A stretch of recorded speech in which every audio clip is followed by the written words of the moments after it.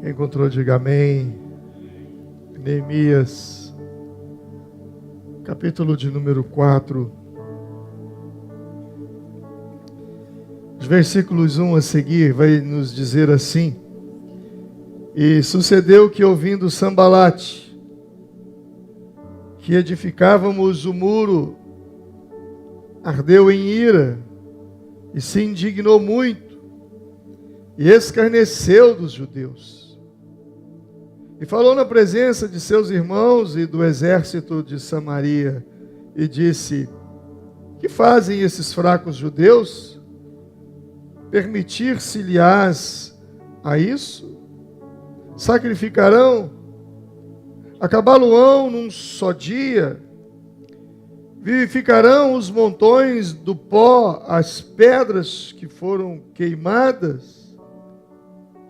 E estava com ele Tobias, o amonita, e disse: Ainda que edifique, vindo uma raposa, derrubará facilmente o seu muro de pedra. Ouve, nosso Deus, que somos tão desprezados, e caia o seu opróbrio sobre a sua cabeça, e faze com que sejam um despojo numa terra de cativeiro. E não cubras a sua iniquidade, e não se risque diante de ti o seu pecado, pois que te irritaram defronte dos edificadores. Assim edificamos o muro, e todo o muro se cerrou até a sua metade, porque o coração do povo se inclinava a trabalhar. E sucedeu que, ouvindo Sambalate, Tobias e os arábios, e os amonitas e os asdoditas, que tanto ia crescendo a reparação dos muros de Jerusalém, que já as roturas se começavam a tapar as brechas, iraram-se sobremodo, e ligaram-se entre si todos que virem atacar Jerusalém, e para os desviarem do seu intento.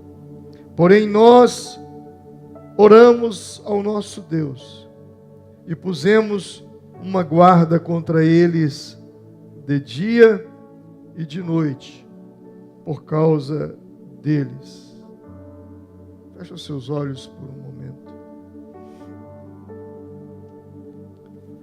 Quando você saiu de sua casa, você veio a esse lugar para ouvir a palavra de Deus.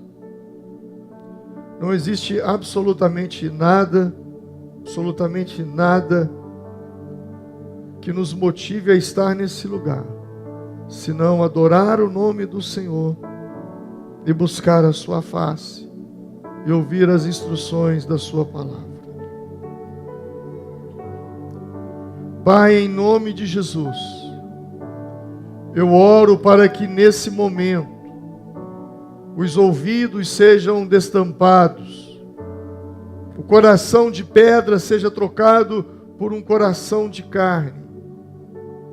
Toda barreira, todo obstáculo espiritual que possa se levantar contra o teu filho, a tua filha, que se encontram aqui, e os demais que estão nos assistindo online nesse momento, que a presença do Senhor seja como um escudo em volta dessas pessoas e as guarde os seus entendimentos. Tua palavra diz que o príncipe desse século, ele cegou o entendimento das pessoas. Então eu oro para que o entendimento nessa noite seja liberto e que as pessoas, ao ouvirem a tua palavra, elas possam compreender e que essa palavra possa provocar mudança, transformação, crescimento e musculatura espiritual na vida deste teu filho e dessa tua filha.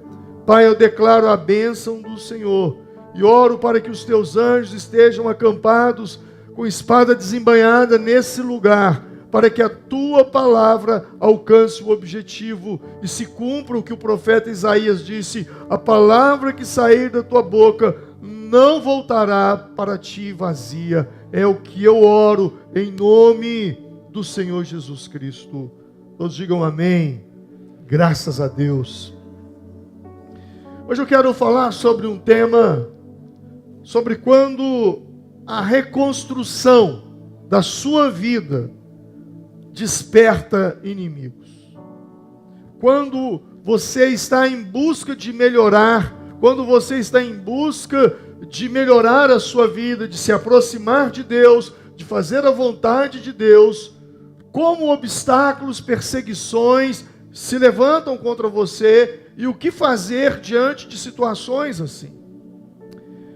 O texto que nós fizemos a leitura no livro de Neemias mostra justamente um nível de perseguição, um nível de oposição que Neemias talvez não esperava que acontecesse. Você precisa entender o contexto. Israel, o povo hebreu, havia desobedecido a Deus, partido para o caminho da idolatria, e Deus entregou Israel, os hebreus, na mão dos babilônicos, na mão de Nabucodonosor, o rei da Babilônia, um grande império que havia naqueles dias. Houve uma batalha, e eles foram cercados, e ao perder a guerra, Jerusalém foi destruída, os muros de Jerusalém foram completamente destruídos, a cidade foi queimada, as casas incendiadas, e as pessoas foram levadas como escravas para a Babilônia. Israel é onde é Israel hoje, Jerusalém é onde é Jerusalém hoje, mas a Babilônia naquela época era onde é o Iraque hoje. Babilônia era sua capital, é onde fica Bagdá. Então os babilônicos eram os iraquianos. É uma guerra antiga, Iraque, Israel. Só que mais tarde acontece um fato, vou entrar um pouquinho na história para você compreender algo contextualizado para os dias de hoje. Mais tarde, a Pérsia ataca a Babilônia e vence a guerra, e então eles ganham a guerra da Babilônia, e a Babilônia se torna escrava da Pérsia. A Pérsia é o Irã. O Irã, esse Irã que nós vimos há poucos dias ser atacados por Israel e pelos Estados Unidos. O Irã salvou Israel do Iraque, traduzindo palavras. E desde então, os hebreus, os judeus, os israelitas, eles são amigos do Irã e foram aliados em muitas coisas. Para você ter uma ideia, quando a ONU se reuniu em 1948 para votar sobre o Estado judeu, a transformação de Israel num Estado, 2 votos foram fundamentais. O primeiro voto e o último voto. Isso aconteceu no dia 14 de maio de 48. O primeiro voto foi do Irã. E o Irã votou em Israel como um Estado. E o último voto foi de um brasileiro, Oswaldo Aranha, e que decretou Israel como Estado. O Brasil sempre foi um aliado de Israel. O Brasil sempre apoiou Israel. A nossa fé é uma fé bíblica que vem de Israel. Em todas as igrejas nesse momento, no Brasil inteiro, está se pregando a palavra de Deus e está se contando história de judeus. Jesus era judeu. Nós precisamos orar muito pelo Brasil, porque parece que o governo atual não está entendendo isso e partiu para uma briga contra Israel. E nós vamos sofrer com isso, porque há uma promessa na Bíblia: eu abençoarei os que te abençoarem e amaldiçoarei os que te amaldiçoarem. Nós precisamos orar para que o governo mude a cabeça antes que eu e você paguemos um preço. todas as nações que se levantaram contra Israel ao longo da história caíram prostradas diante de Israel. Porque lutar contra Israel não é lutar contra um paizinho, é lutar contra quem o protege. E Deus, quem protege Israel. Que Deus mude a cabeça desses governantes, antes que eu e você paguemos um preço muito alto. Agora eles estão ali, na Babilônia, cativos.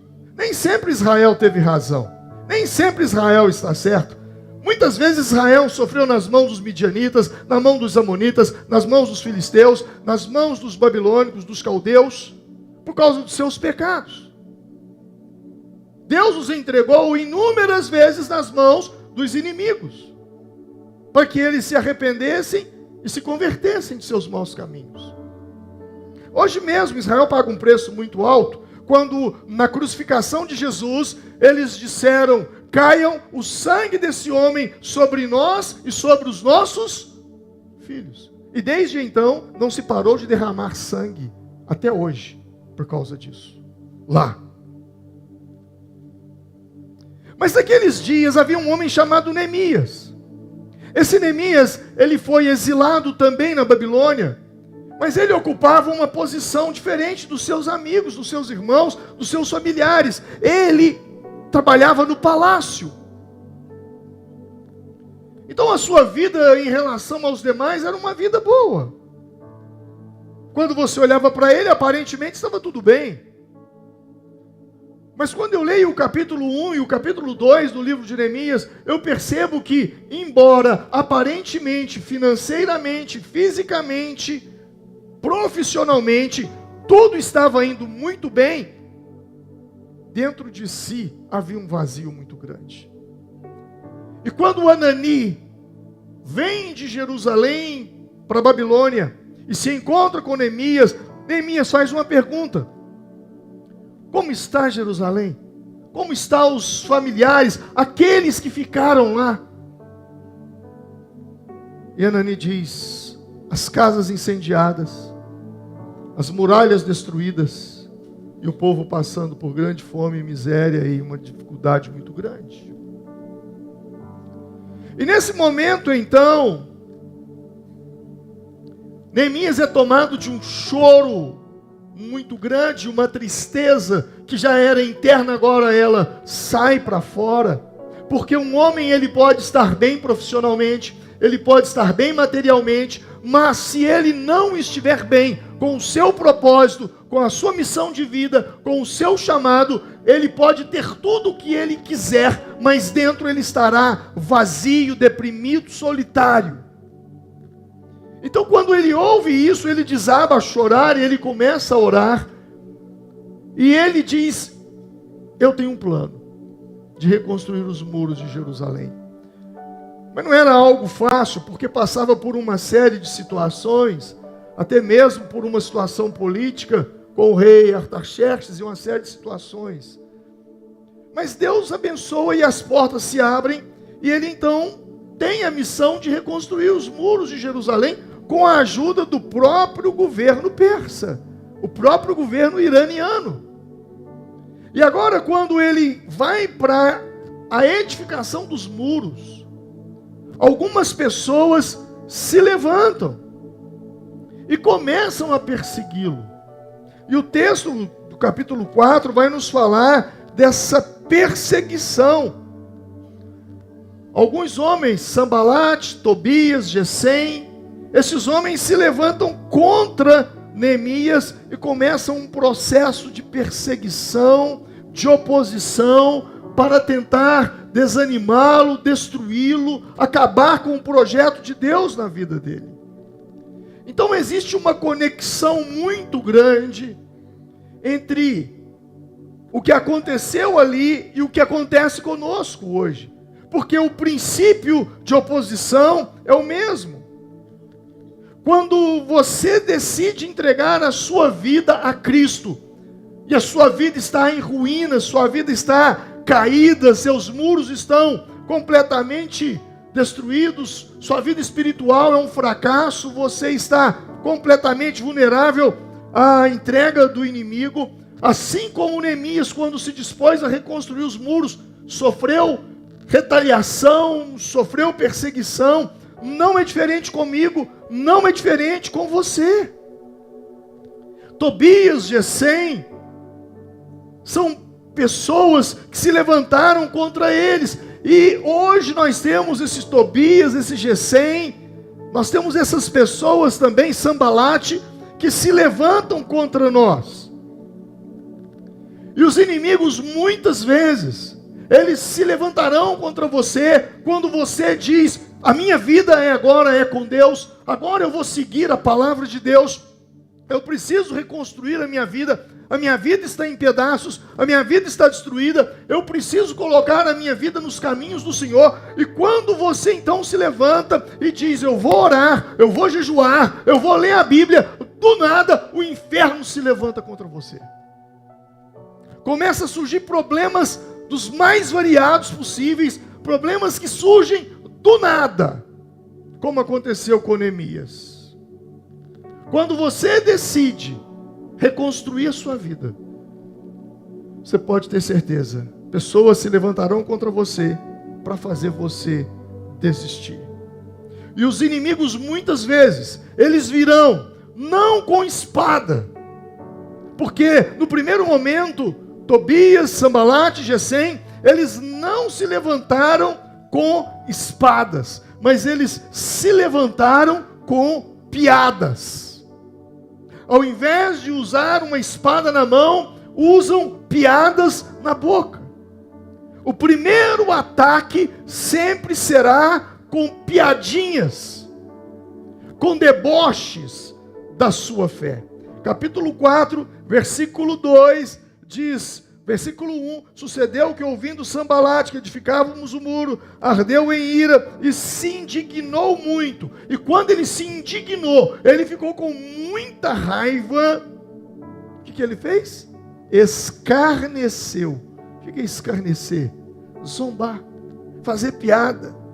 E falou na presença de seus irmãos e do exército de Samaria, e disse: que fazem estes fracos judeus? O primeiro momento é um ataque de deboche à sua fé. A Bíblia diz em 1 Pedro, capítulo 14, capítulo 4, versículo 14, se vocês são insultados por causa do nome de Cristo, felizes são vocês, pois o Espírito da glória e de Deus repousa sobre vocês.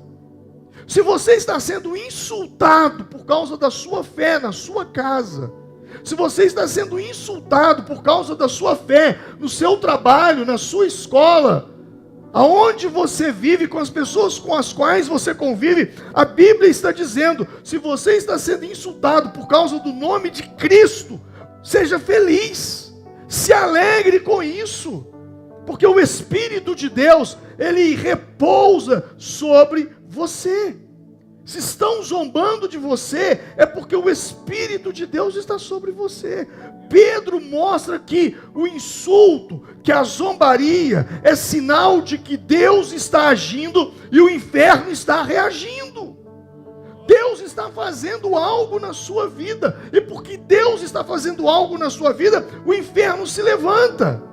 E no início se levanta com deboche, se levanta com piadinha, mas depois se transforma em ódio. Olha o versículo 7 do capítulo 4, e diz assim: e sucedeu que ouvindo Sambalate, Tobias, os arábios, os amonitas e os asdoditas, que tanto ia crescendo a reparação dos muros de Jerusalém, já que as roturas ou as brechas se começavam a tapar, iraram-se sobremodo. O que era piadinha, agora já não é mais piadinha, agora é ódio. É ódio, é raiva. Jesus disse em Mateus capítulo 10, versículo 22, e vocês serão odiados por todos por causa do meu nome.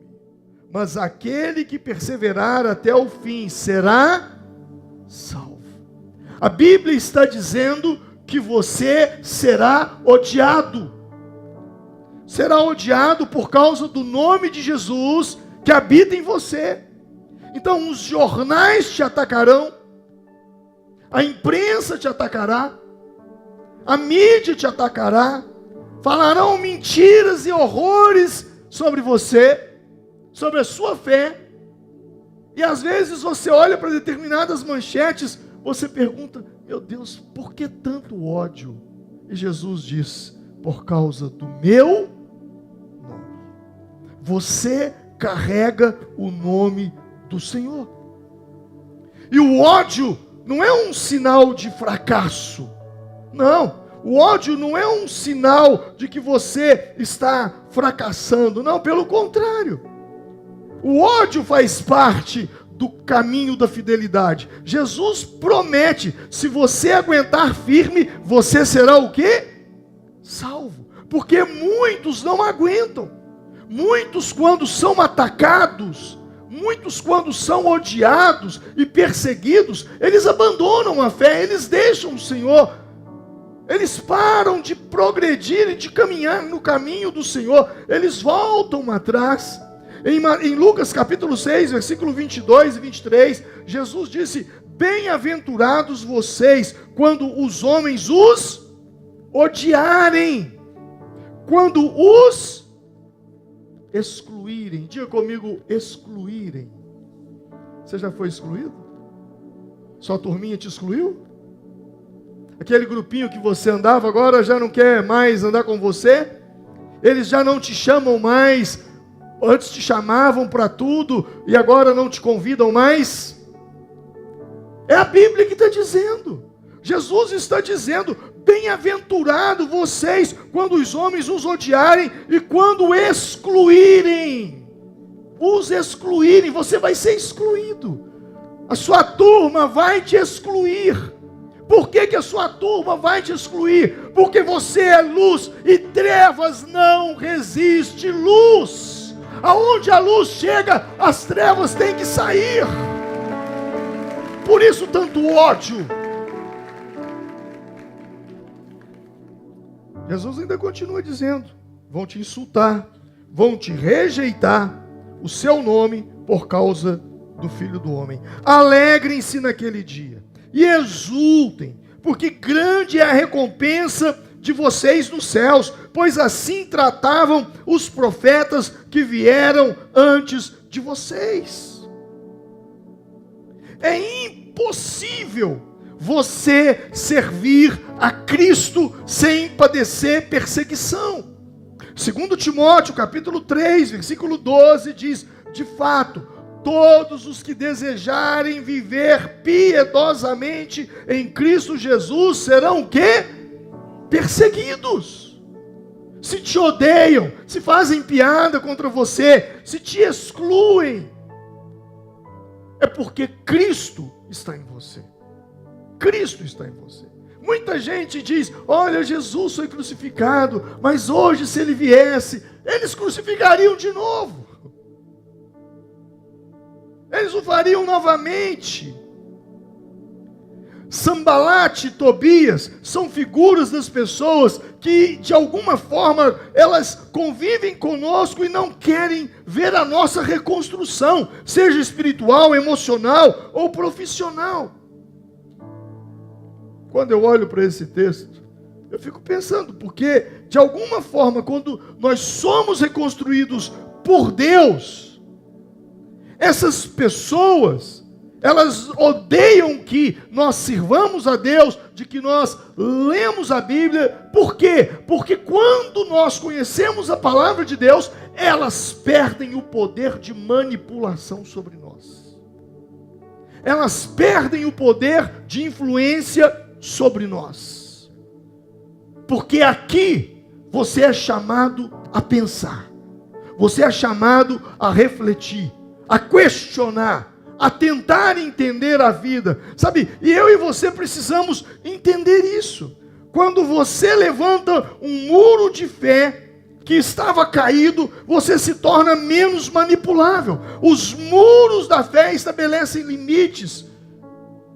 curas de feridas abertas, você se torna uma pessoa mais forte. Então lembre-se, o nível de oposição revela o tamanho do propósito que você carrega dentro de você. Muita perseguição é sinal de que Deus tem uma obra muito grande com você. Pouca perseguição ou nenhuma perseguição é sinal que...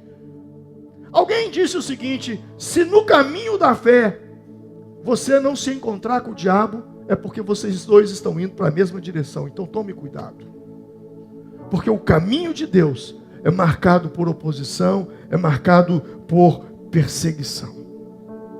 O maior sinal que você está no caminho certo não são os aplausos. O maior sinal que você está no caminho certo não são os elogios, mas são as perseguições.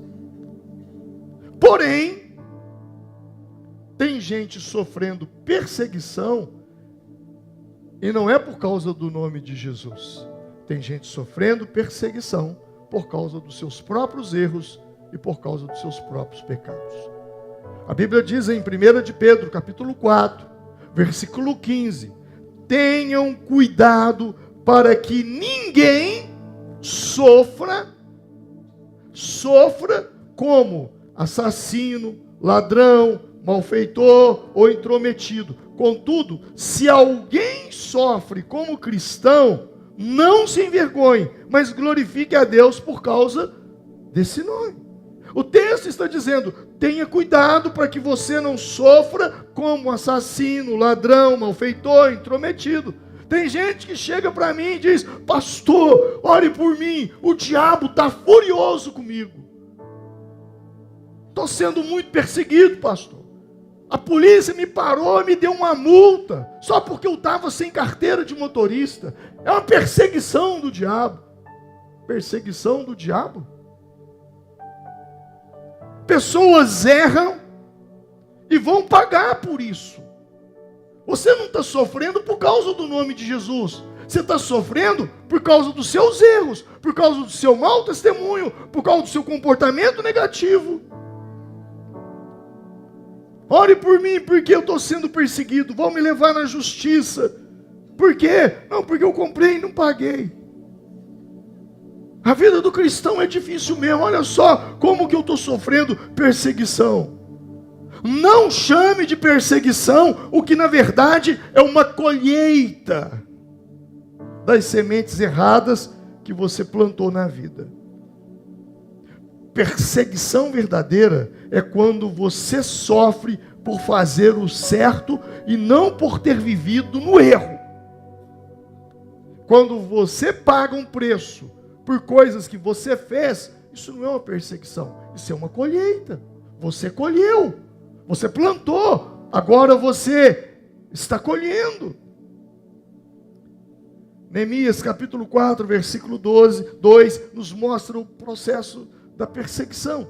No primeiro momento, as críticas são contra o que você está fazendo. Olha o que o texto diz assim: e falou na presença dos irmãos do exército, que fazem esses fracos judeus. No primeiro momento, as críticas são contra o que você está fazendo, reconstruindo os muros, reconstruindo o seu sonho, reconstruindo os seus projetos. Isso aí não vai dar certo, isso aí não funciona, isso aí muitos já tentaram e não conseguiram. No primeiro momento, as críticas são direcionadas aos seus sonhos, aos seus projetos, àquilo que você está fazendo. Mas no segundo momento, as críticas são contra você, são contra a sua capacidade, são contra a sua reputação. Olha o que o texto diz: o que fazem estes fracos judeus? Agora eles são fracos. Agora é contra a sua pessoa. Agora é contra você. Vão te chamar de fraco. Você está frequentando a igreja? Religião é uma muleta. Depois eles criticam a sua capacidade. Aí eles falam: porventura acabarão a obra num só dia.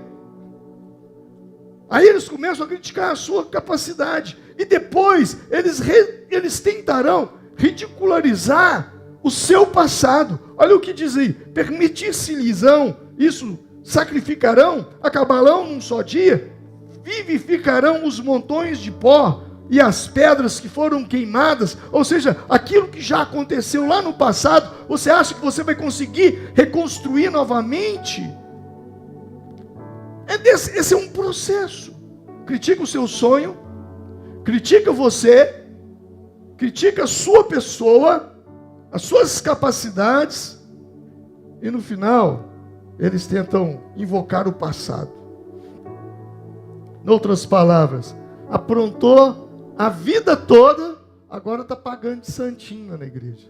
Agora está pagando de santinha lá na igreja.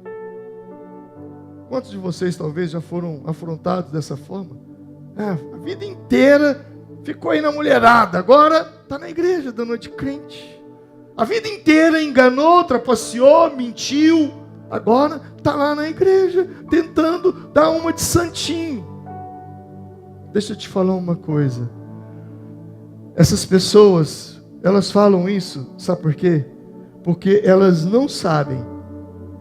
E o que elas não sabem é que quando você entrega de fato e verdade a sua vida para Cristo, se cumpre o que a palavra de Deus diz em 2 Coríntios capítulo 5, 17. Portanto, se alguém está em Cristo, nova criatura é. As coisas velhas já passaram, e eis que tudo se faz novo. Ou seja, eis que surgirão coisas novas. O que as pessoas lá fora não sabem é que quando você entrega a sua vida a Cristo, eis que tudo se fez novo. Os seus pecados, a Bíblia diz, se confessarmos os nossos pecados, Ele é fiel e justo para nos perdoar os pecados e nos purificar de toda injustiça. O que eles não sabem é que Miqueias capítulo 7, 19 diz: tu tornarás a ter compaixão de nós, tu pisarás as nossas iniquidades e lançará no fundo do mar todos os nossos pecados. Deus pegou o seu passado e lançou no mar do esquecimento. E colocou uma placa bem grande lá: é proibido pescar. Para que você nunca mais tenha contato com aquilo. Deus apagou, acabou. E a sua decisão de batizar, de dizer: olha, eu quero me batizar, ainda fecha dizendo: pois fomos sepultados com Ele na morte pelo batismo, para que como Cristo foi ressuscitado dentre os mortos pela glória do Pai, assim também andemos nós em novidade de vida. Então, se alguém está em Cristo, nova criatura é. Os seus pecados confessados, a Bíblia diz que Deus não se lembrará mais, que lançará no mar. E por último, quando você batiza, você já viu um batismo? As pessoas, elas são deitadas na água, emergidas, e depois elas são tiradas da água. Aquele processo é a sua morte, sepultamento, e eu levantar uma nova criatura. Não vivo eu, mas Cristo Jesus vive em mim, e a vida que agora a vivo no Filho de Deus. Esse é um processo de Deus na nossa vida. As suas falhas, isso eles não sabem, que as suas falhas no passado não determinam o destino que Deus preparou para você. O seu passado, e eu e você precisamos entender isso muito bem, o seu passado é apenas um capítulo da sua vida. O seu passado não é o livro inteiro da sua vida. Se as últimas páginas não foram escritas da forma como você gostaria, as próximas páginas ainda estão em branco. E é você quem escreve sua história daqui para frente. É você e Deus daqui para frente. E eu e você precisamos ter essa clareza. Eu gosto muito de uma frase de Rick Warren, um pastor americano, quando ele diz: você não é o seu passado. Você é a possibilidade de um futuro criado por Deus. Aliás, essa frase foi dita por T.D. Jakes, um grande pregador. T.D. Jakes, um grande pregador. Rick Warren diz: o que aconteceu ontem não tem poder sobre o seu hoje, a menos que você dê esse poder a ele. Quem foi você ontem sem Deus não limita quem você pode se tornar hoje em Deus. 3 pontos a observar em Neemias. Versículo 7 do capítulo 4. E sucedeu que, ouvindo Sambalate e Tobias e os arábios e os amonitas e os asdoditas, que tanto ia crescendo a reparação dos muros de Jerusalém, que já as roturas, as brechas, se começavam a fechar, iraram-se sobre modo. Primeiro, eles fecharam as brechas. Esse é um ponto importante na nossa vida. Neemias, antes de reconstruir, ele começou fechando as brechas no muro. Você precisa fechar a brecha, porque é por aí que o inimigo entra. E quando se fala de muro e se fala de brecha, deixa eu te ensinar uma oração. Zacarias, capítulo de número 2, versículo de número 5, diz assim: porque eu mesmo, diz Deus, eu mesmo serei uma parede de fogo em redor dela. Ele está falando de Jerusalém. E diz o Senhor: serei a glória no meio dela. Deus diz: eu serei como uma parede de fogo. O que impressiona muito os ataques contra Jerusalém é porque existe um domo que impede que mísseis entrem. Vocês viram isso? Mas o que Deus está dizendo, e esse texto de Zacarias é muito interessante você analisar, porque muitas profecias estão se cumprindo nos dias de hoje. Algumas delas estão em Zacarias. Deus está falando: eu serei um muro de fogo. Diga comigo: Deus é um muro de fogo. Quem já fez essa oração? Deus, coloca ao meu redor um muro de fogo. Deus, eu estou indo num ambiente hostil. Deus, eu estou indo num lugar complicado. Eu preciso de proteção. Senhor, coloque à minha volta um muro de fogo. Quando você começa a ter pensamentos ruins, pensamentos são setas do maligno, pensamentos ruins, pensamentos que vêm para te abater, para te destruir. Deus, coloca à minha volta um muro de fogo, e toda seta do inimigo que passar por esse muro de fogo, quando elas tocarem em mim, elas tocarão em mim, mas elas não serão mais setas, serão cinzas. Quando você está sendo atacado, ore: Deus, coloque ao meu redor um muro de fogo, me proteja. Deus quer se tornar um muro de proteção em sua vida, porém você precisa verificar se tem brechas, porque são nessas brechas que o inimigo entra na sua vida. Brechas são como pecado não confessado, falta de perdão, vícios, orgulho, mágoas. São coisas que nos deixam vulneráveis aos ataques espirituais do inimigo. Efésios 4:27 diz: não dê lugar ao diabo. Feche as brechas na sua vida. Capítulo 2, versículo 13 de Neemias.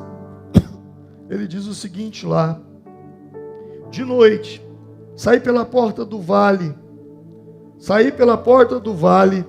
no silêncio da noite, inspecionei o muro de Jerusalém, que estava derrubado, e as suas portas, que haviam sido destruídas pelo fogo. No silêncio da noite, inspecionei o muro de Jerusalém. Inspecionei. Ele fez uma avaliação. Sabe o que eu acho interessante nesse texto? É que quando, no texto de Neemias, é que quando ele sai para reconstruir o muro, a Bíblia diz que ele não falou com ninguém. Ele foi sozinho. Ele pegou o seu cavalo e foi sozinho. Ele não falou com ninguém. Esse é um erro que nós cometemos. Nós falamos com muita gente os nossos projetos, falamos com muita gente os nossos sonhos, e o que nós vamos fazer?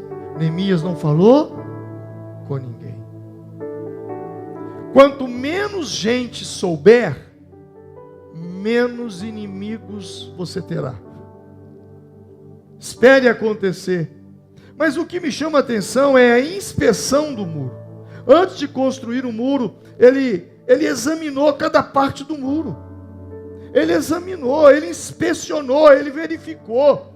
Nós precisamos, à luz da palavra de Deus, ver aonde estão as nossas falhas, autoexaminar-nos. O texto de 2 Coríntios 13:5 diz: examine-se para ver se vocês estão na fé. Provem a vocês mesmos. Olha que texto poderoso, gente. Examine-se para ver se você está na fé.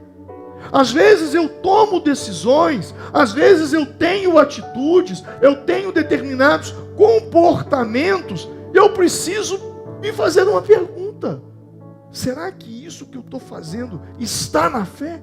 Essa decisão minha está na fé? Às vezes eu sou duro com algumas decisões, e eu falo: será que eu não fui muito duro? E então eu vou para a palavra, e se a palavra me disser: não, você está certo, ok. Se a palavra disser: você poderia ter sido mais maleável, então eu tenho que retroceder. O texto diz: examine-se e prove a vocês mesmos. E quando eu me examino, é quando eu estou lendo a Bíblia.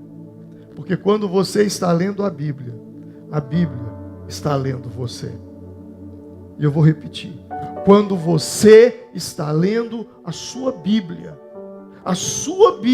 está lendo você. Por isso que quando você lê as Escrituras, você é confrontado a tomar decisões, a abandonar situações, pecados, situações que estão sobre você. Porque quando você lê a Bíblia lê você. E se cumpre o que diz no Salmo 139: sonda-me, ó Deus, conhece o meu coração, prova-me e conhece os meus pensamentos, vê se há em mim algum caminho mau, e guia-me pelo caminho eterno. Quando você está lendo as Escrituras, meditando nas Escrituras, é isso que acontece. Porque a Bíblia é o único livro cujo autor está do seu lado no momento da leitura. E eu vou repetir: a Bíblia é o único livro em que o autor está do seu lado no momento da sua leitura. Por isso, quando você lê a Bíblia lê você. A Bíblia não é um livro comum, ela é a palavra de Deus falando com você. A Bíblia nos dá foco na caminhada. E quando eu olho para essa situação, a maior arma do inimigo é a distração. E eles foram até lá e disseram: olha, nós queremos conversar com você, nós precisamos ter uma reunião com você. E Neemias dá a seguinte resposta: eu estou fazendo uma grande obra e eu não posso descer. Por que cessaria a obra para ir falar com vocês? Neemias diz: eu estou fazendo uma grande obra, eu estou fazendo uma mega obra, eu não posso parar, eu estou envolvido com um projeto de Deus, eu não posso descer. Sabe, irmãos, quando o texto diz eu não posso descer, quer dizer que Neemias está aqui e que os inimigos estão aqui. Nosso erro é que muitas vezes a gente desce e vai para o nível do inimigo, e nós somos desafiados a não descer, a não ir para o nível do inimigo. A Bíblia nos dá foco. A resposta de Neemias é muito clara, é muito objetiva. Ele tem foco. Foco é caminho estreito. Existem dois tipos de pessoas em nosso meio: aqueles que optaram por um caminho estreito, o caminho do foco em Deus, e aqueles que optaram pelo caminho largo e espaçoso. Jesus falou sobre isso em Mateus capítulo 7, versículos 13 e 14. Guarde esse texto, anote esse texto, marque esse texto. Você nunca deve se esquecer desse texto. Entrem pela porta estreita, larga é a porta e espaçoso o caminho que conduz à perdição, e são muitos os que entram por ela. Estreita é a porta e apertado o caminho que conduz à vida, e são poucos os que a encontram. Jesus está falando que o caminho é estreito. Diga comigo, o caminho de Deus é estreito. O caminho de Deus é estreito. Se nós fôssemos falar numa linguagem no Tupi-Guarani, eu pesquisei essa palavra há um tempo atrás, porque eu tive um sonho, e um sonho em que um anjo aparece para mim no sonho, e nesse sonho o anjo falava comigo sobre pindaíbas. Você já ouviu falar em pindaíba? Nossa, fulano está numa pindaíba. Pindaíba é o cabo da enxada, né? Mas você sabe o que significa a palavra pindaíba? Ela é uma palavra tupi-guarani. E sabe o que significa essa palavra? Caminho estreito. Quem é da roça aí sabe que aonde tem pindaíba, elas nascem assim, uma do lado da outra, não tem nem jeito de você passar direito, de tanto que tem, o caminho é estreito. Jesus está dizendo sobre pindaíba, mas não pindaíba de quebradeira, de aperto financeiro, mas pindaíba de caminho estreito. O caminho de Deus é estreito, meu irmão. O caminho de Deus não é largo. Existem pessoas no nosso meio, que estão no nosso meio, que participam conosco, que já até batizaram, que tomam até a ceia do Senhor, mas optaram por viver num caminho largo. E o caminho largo, a porta larga, ela conduz à perdição. Você pode entrar por essas portas, mas jamais entrará pela porta estreita, se você não renunciar a si mesmo e abandonar o pecado. Houve um tempo em que, quando um crente era confrontado com a palavra de Deus sobre o seu pecado, ele tinha duas atitudes: ou ele se arrependia e abandonava o pecado, ou então ele assumia o pecado e abandonava a igreja. Hoje, eles trazem o pecado para a igreja e querem fazer a gente engolir goela abaixo.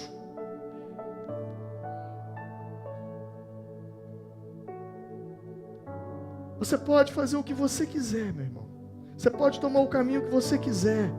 Você pode estar em adultério, você pode ter arrumado um outro homem, você pode arrumar uma outra mulher, você pode estar transando com a sua namorada, você pode estar mentindo para as pessoas, você pode estar defraudando alguém financeiramente, você pode estar consumindo coisas ilícitas, mas a minha velha Bíblia ainda diz que o caminho é estreito, que a porta é estreita, e se você quiser entrar por ela, a minha velha Bíblia diz: renuncie a si mesmo, tome sua cruz e siga-me. Esse é o caminho, não tem outro caminho. Não tem outro caminho. Ah, mas o pastor fulano aceita, a igreja fulana aceita, a igreja fulana pode aceitar, o pastor fulano pode aceitar, mas ele jamais vai mudar. O caminho é estreito, a porta é estreita. Não tem outro meio.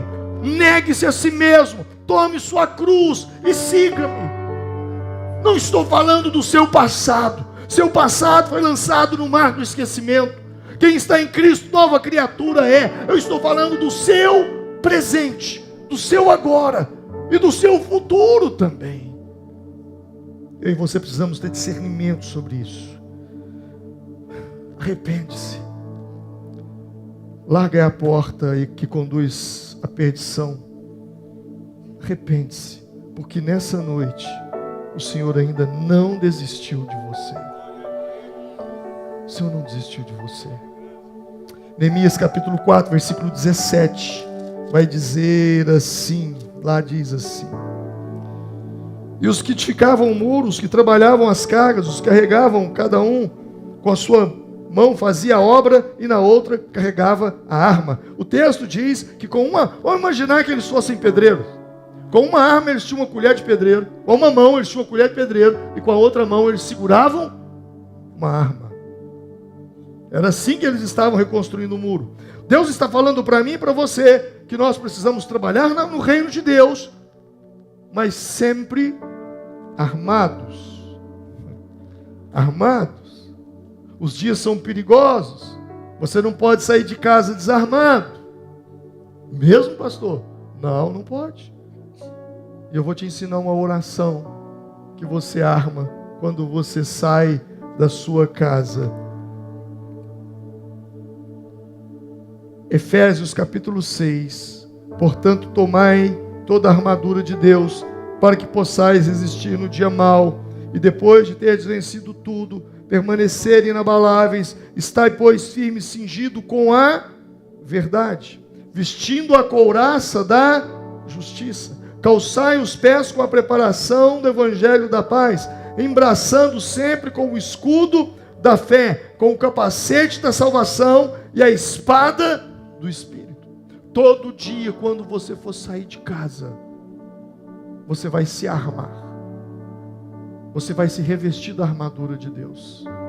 Deus, eu oro agora, colocando sobre a minha cabeça o capacete da salvação. Eu oro para que o Senhor coloque em mim a couraça da justiça, o cinturão da verdade, o escudo da fé, as botas do evangelho e a espada do Espírito. Efésios 6, versículos 13 a seguir. Ore todos os dias, a armadura de Deus. Não saia da sua casa sem o capacete da salvação, a couraça da justiça, o cinturão da verdade, a espada do Espírito, o escudo da fé e a preparação nos pés do evangelho. Não saia. E o texto ainda diz: orando todo o tempo em espírito. Embora o inimigo use pessoas, as pessoas não são nossas inimigas, mas o que está por detrás delas nos atacando? Não, as pessoas que hoje zombam, que blasfemam, que debocham, que te atacam, essas pessoas não são suas inimigas. Você não tem inimigo humano, você tem inimigo espiritual. Não é a pessoa que é o seu inimigo, é o que está por detrás dela. O inimigo atua usando pessoas, como um dia ele me usou, como um dia ele te usou. Vamos falar a verdade, quem aqui nunca zombou quando você não conhecia a palavra? Ou eu sou o único pecador aqui no nosso meio? Coitada da minha mãe, ia para a igreja, chegava em casa, e eu e meu pai falávamos absurdo para ela. Eu me lembro que um dia eu peguei, naquela época tinha aqueles discos de vinil. Eu quebrei os discos da minha mãe. Eu falei, eu não aguento esses crentes cantando mais na minha cabeça. Tira isso daqui. E sabe o que minha mãe fazia? Entrava para o quarto e ia orar. Eu chegava em casa às vezes, eu não entendia. A fronha do meu lenço, a fronha do meu travesseiro tinha um cheiro de azeite. Eu não entendia aquilo. Hoje eu entendo. Quando eu estava na rua, ela ia para o meu quarto, dobrava os joelhos e colocava as mãos sobre o meu travesseiro e orava e repreendia todo o mal. Eu não tenho dúvida de que muitos dos livramentos que eu tive na minha vida antes de conhecer a Cristo é por causa que minha mãe estava de joelho dobrado por mim. E sabe qual era a minha resposta? Ataques, críticas, deboche. Eu não era o inimigo, mas eu era usado pelo inimigo. Não veja as pessoas que debocham, que te criticam, que te atacam como suas inimigas, mas veja o que está por detrás delas. Elas precisam de libertação. O inimigo tentou levá-los para a planície de Ono. Então Sambalate e Gesem mandaram dizer: vem, congreguemo-nos numas das aldeias do vale de Ono. Porém intentavam fazer-me mal. Neemias disse: eu não posso descer. Eles queriam levar a batalha para o campo de Ono, para a planície de Ono. Eu e você precisamos entender que a nossa batalha, ela acontece nas regiões celestes, porque a nossa luta não é contra carne e sangue. Diga: a minha luta não é contra carne e sangue. O que é carne e sangue? Pessoas. Sua luta não é contra pessoas, mas contra quem? Principados, contra autoridades, contra poderes deste mundo de trevas, com as forças espirituais do mal, na onde? Nas regiões celestiais. Ouça o que eu vou te dizer. Existem dois mundos. O mundo visível, que é o mundo natural, e o mundo invisível, que é o mundo espiritual. No mundo visível, ou melhor, no mundo visível, que é o mundo natural, no qual nós vivemos, Romanos 1:20 diz: porque desde a criação do mundo, os atributos invisíveis a Deus, seu eterno poder e a sua natureza divina, têm sido claramente percebidos por meio das coisas criadas, de forma que tais homens são indesculpáveis. Ou seja, Deus usa o mundo natural para falar conosco. O salmista diz: os céus proclamam a glória de Deus e o firmamento anunciam as obras das suas mãos. Não há palavra, não há som, mas a manifestação de Deus é pregada no nascer e no pôr do sol. Mas existe um outro mundo, que é o mundo espiritual, que é o mundo invisível. Colossenses 1, verso 16, diz: pois nele foram criadas todas as coisas, nos céus e na terra, as visíveis e as invisíveis, sejam tronos ou dominações, sejam principados ou autoridades, tudo foi criado por meio dele e para ele. Então existe um mundo natural, onde nós vivemos, e existe um mundo espiritual. Mas entre o mundo natural e o mundo espiritual, existe as regiões celestiais. O texto que nós fizemos leitura de Efésios diz que a nossa luta não é contra carne e sangue, mas contra forças espirituais do mal, na onde? Nas regiões celestiais. Efésios capítulo 1, versículo 3 diz: bendito seja o Deus Pai de nosso Senhor Jesus Cristo, que nos abençoou com todas as sortes de bênçãos espirituais, na onde? Nas regiões celestiais. Então a minha luta, a sua luta, a minha vitória, a sua derrota acontece aqui. Porque antes das coisas acontecer com você aqui na terra, primeiro elas acontecem nas regiões celestiais. E eu e você precisamos entrar neste lugar. Muitas das suas orações que você fez aqui no mundo natural, elas não chegaram lá, elas ficaram paradas aqui. Muitas das suas orações que você fez aqui, elas subiram até o mundo espiritual. E houve uma resposta da parte de Deus, só que não chegou até você. Está parado aqui. O texto de Efésios 1:3 diz que Deus nos abençoou nas regiões celestiais. Você já parou para pensar que existe um monte de bênçãos que Deus já enviou sobre a sua vida? Orações que você fez e Deus já deu uma palavra para você, já determinou a bênção, mas ela ainda não chegou. Onde é que essa bênção está? Ela está parada aqui. Eu vou mostrar isso mais adiante para vocês. Daniel, capítulo de número 10. Daniel é um profeta que ele vivia na Babilônia. E ele estava orando a Deus. E Deus falou com ele de uma forma muito clara. E quando você começa a ler o livro de Daniel, no capítulo de número 10, nos versículos de número 1 a seguir, vai contar algo muito interessante. Olha o que o texto diz.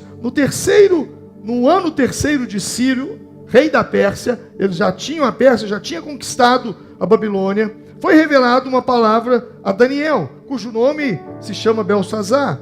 E a palavra é verdadeira. Trata-se de uma guerra prolongada. E ele entendeu essa palavra no entendimento da visão. Naqueles dias, eu, Daniel, estive triste por 3 semanas completa. Manjar desejável não comi, nem carne nem vinho entraram na minha boca, nem me ungi com unguento, até que se cumpriram as 3 semanas. 3 semanas são quantos dias?